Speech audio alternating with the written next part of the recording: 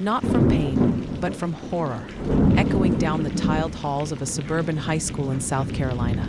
Students froze, teachers rushed out of classrooms, and there, sprawled at the bottom of a stairwell, was 16-year-old Marcus Hill, a boy often dismissed, mocked, and pushed aside by classmates who thought they knew him.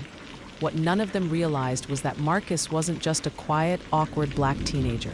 He was secretly a prodigy, quietly building an invention in his garage that would change everything. Marcus grew up there, the only child of a single mother who worked double shifts as a nurse.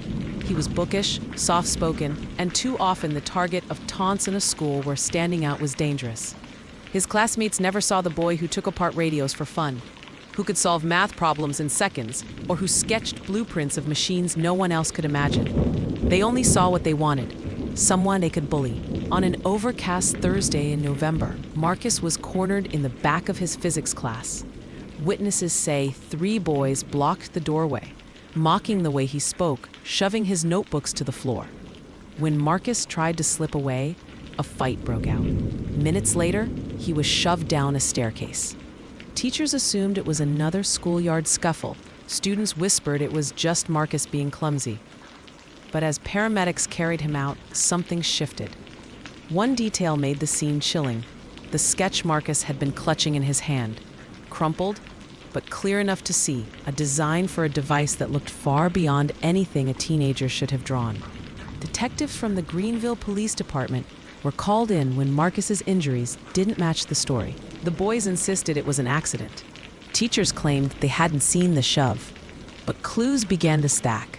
Marcus's locker was broken into days earlier. The only thing missing was a notebook filled with technical sketches. Anonymous notes appeared in the guidance counselor's office weeks before, warning that Marcus was about to do something big. Investigators turned back to the boys who tormented Marcus. Their families claimed they were good kids, caught in a bad moment. But their phones told another story. Group chats filled with racial slurs, threats, and plans to teach Marcus a lesson. Then came a twist. An outside name, Dr. Alan Kessler, a local tech entrepreneur, had been in contact with Marcus weeks before. Emails showed Kessler was interested in Marcus's designs, but when questioned, Kessler denied ever meeting him. The investigators were shaken too. One detective later admitted it stopped being just a school fight. It felt bigger, like everyone had overlooked something monumental. And for the town, it was a reckoning. The same community that had ignored Marcus suddenly painted murals for him. But guilt hung heavy. They hadn't protected him when it mattered most. A teacher quietly resigned the week after, allegedly seen meeting with Dr. Kessler. And strangest of all, fragments of Marcus's device disappeared from his garage, leaving investigators scrambling to piece together what remained. Marcus never woke up. His invention, his legacy, remains locked away in evidence. The boys who bullied him were charged, but none ever admitted the full truth. And Dr. Kessler? He quietly expanded his company, unveiling a suspiciously similar design just months later. To this day, the case remains unsolved. Was it just a tragic fall caused by high school cruelty? Or was it something far more sinister, a conspiracy to silence a young black genius before his voice could change the world? When Marcus Hill slipped into a coma, Greenville High tried to move on. Classes resumed, the stairwell was scrubbed, and the administration quietly issued a statement calling the incident an unfortunate accident. But for those who knew Marcus, or believed in what he was building, the silence felt like betrayal. The police report painted a clean narrative. 3 students shoved Marcus during an altercation. He fell, end of story. Yet the deeper investigators dug, the more inconsistencies they found. The missing notebook, Marcus's most detailed journal of designs, was found in a bully's locker. But fingerprints revealed more than expected. Not just the students, but also an adult's, a teacher's. The stairwell cameras weren't just broken. They had been deliberately disconnected by someone with access to the school's maintenance system. Attention quickly turned to Mr. Carter, Marcus's physics teacher. On the surface, Carter was respected, beloved by staff, and trusted by parents. But emails between him and Dr. Alan Kessler painted a darker picture. Carter had been feeding Kessler updates about Marcus for months, his grades, his projects, even his behavior in class. Investigators believed Carter was lured by money. Kessler's company, already competing for patents in renewable energy, stood to gain millions if Marcus's device was real. Dr. Kessler denied everything. He told reporters he had never heard of Marcus Hill and brushed off the emails as a misunderstanding. But behind closed doors, whispers grew louder. Months later, Kessler's company announced a prototype eerily similar to Marcus's designs, a portable generator that promised to redefine clean energy. Marcus's mother, sitting by her son's hospital bed, could barely contain her rage. "They're stealing from a child who can't even defend himself," she told a local journalist, "and everyone's letting it happen." Others insisted it was just kids being kids and accused Marcus's supporters of dragging the town's name through the mud. Rumors swirled. Students whispered about teachers covering for Carter. Parents speculated about corporate money changing hands. A petition to fire the school principal gained thousands of signatures overnight. But still, the truth remained buried. Detectives admitted off-record that the case was slipping through their hands. Every time they got close to a lead, it disappeared. The missing notebook pages that resurfaced vanished again. Witnesses who swore they saw Marcus pushed suddenly changed their stories. Even the police chief hinted at interference, telling one reporter, "There are bigger forces at play here than just a school fight." In late December, Marcus's mother found something in his garage workshop. Hidden inside a locked toolbox was a small, half-finished device. It looked like a scaled-down version of his generator. Wires carefully soldered, circuits labeled with his neat handwriting. As Marcus lay unresponsive, his invention half-complete and his enemies unchecked, the town of Greenville was left with more questions than answers. The case remained officially unsolved. The boys were disciplined, Carter vanished, and Kessler's company surged in value. Meanwhile, Marcus's machine, his vision of a better world, sat in evidence, locked away. But late one night, weeks after the discovery in the garage, Marcus's mother claimed she saw a man parked across her street, watching the house. She never saw his face. She never saw him again. By January, Greenville was no longer just a quiet southern town. It was a stage. Journalists arrived. Activists demanded answers, and whispers about a stolen invention became the town's worst-kept secret. At the center of it all was a boy still lying in a hospital bed, his future stolen before he ever had a chance to stand up for it. When investigators tried to track down Mr. Carter, Marcus's former physics teacher, they hit a wall. His apartment lease was canceled overnight. His bank account showed a sudden deposit of $250,000, and then nothing. No forwarding address, no family contact, no trace. Police marked him as a person of interest, but officially, Carter was never charged. Unofficially, it was clear someone had helped him disappear.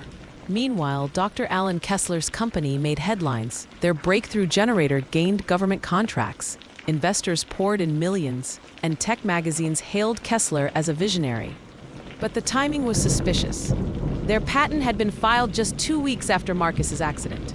Too fast for a major invention, unless the blueprints were already in hand. Kessler's lawyers brushed it off, calling it coincidence.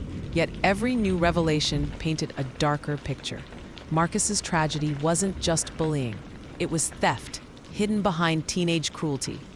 Marcus's mother became a voice for justice, speaking at rallies and demanding an independent investigation. But her courage came with consequences.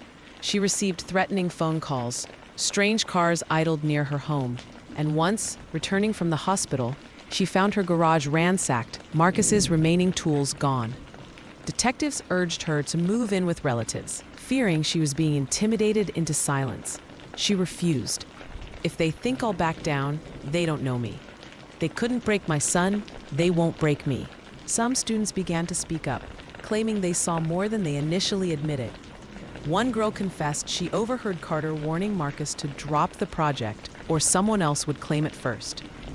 Detective Laura McKay, the lead investigator, grew increasingly frustrated. Every trail she followed led to locked doors. Requests for warrants were denied. Evidence went missing from the station itself. Then she made a chilling discovery. A hard drive recovered from Marcus's garage contained encrypted files. When unlocked, they revealed a detailed diary. Marcus had documented his project and his fears. In one entry, just days before the attack, he wrote, "They're watching me. Carter asked for my notes again. I said no. He smiled and said one day I'll regret it." Carter's briefcase was spotted in an airport surveillance photo, headed to Switzerland. But when Interpol followed the lead, the trail went cold. A hospital scare, one night, Marcus's machines briefly shut down after an unexplained power failure. His mother called it sabotage. The hospital called it a glitch. Marcus remains in a coma. His invention remains in limbo. The bullies who pushed him are out of juvenile detention, their records sealed. And Kessler's company? More powerful than ever. Last month, Marcus's mother received a package with no return address. Inside was a flash drive. On it, a short video clip. Marcus, sitting at his workbench, looking straight into the camera. His voice steady, his eyes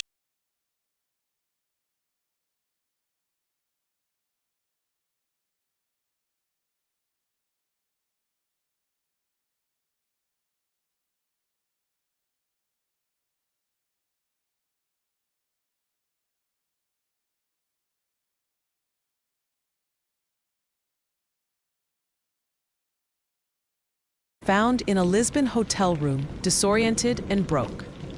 Portuguese police detained him on suspicion of fraud. When extradited back to the U.S., Carter finally spoke. In a taped interrogation, he admitted he had been recruited by Dr. Alan Kessler to monitor Marcus. At first, it was small things: grades, projects, progress. But when Marcus refused to share his notebook, Kessler offered Carter money to pressure him. Carter insisted he never meant for Marcus to be hurt. "The boys, that wasn't supposed to happen," he said, shaking. But Carter also revealed something bigger. Kessler wasn't acting alone. A government contractor tied to defense energy projects had approached him months before Marcus's accident. They wanted the generator, not for homes, but for military use. While Carter's confession shook the town, Marcus's mother made her own discovery. That flash drive, the one she had received in the mail, contained encrypted coordinates. With help from sympathetic journalists, she traced them to an abandoned cabin outside Greenville. Buried beneath the floorboards was a locked metal box. Inside, Marcus's true invention, a compact working generator, smaller than a shoebox, humming with low, steady power. Alongside it was a handwritten note. The revelation exploded nationwide. Media outlets seized the story. Was a teen genius silenced for his invention? Activists demanded investigations, and leaked documents showed Kessler's company had indeed filed patents matching Marcus's schematics, while federal agencies scrambled to explain why they had classified certain evidence in the case. And yet, the truth was out. Marcus Hill was no longer just the bullied black kid. He was recognized as the inventor who shook the system. Through it all, Marcus never woke. His mother sat at his bedside, reading the headlines aloud, whispering how the world finally saw him for who he was. "They know you now, baby. They know." Weeks after the funeral, an independent lab tested Marcus's generator. The results were staggering. It produced more energy than any comparable device on the market. Clean, efficient, limitless. And then, before the findings could be published, the lab burned to the ground in a mysterious fire. The generator, thought to be destroyed, vanished. The case of Marcus Hill was never solved in a court of law. But in the court of public conscience, it became a symbol. A story of brilliance crushed by cruelty, of power corrupted by greed, and of a mother's relentless fight for her son's truth. Marcus's invention may be gone, but his story remains, etched into the fabric of Greenville, whispered in classrooms, written in headlines, and carried like a torch by those who believe the world silenced a genius before his time.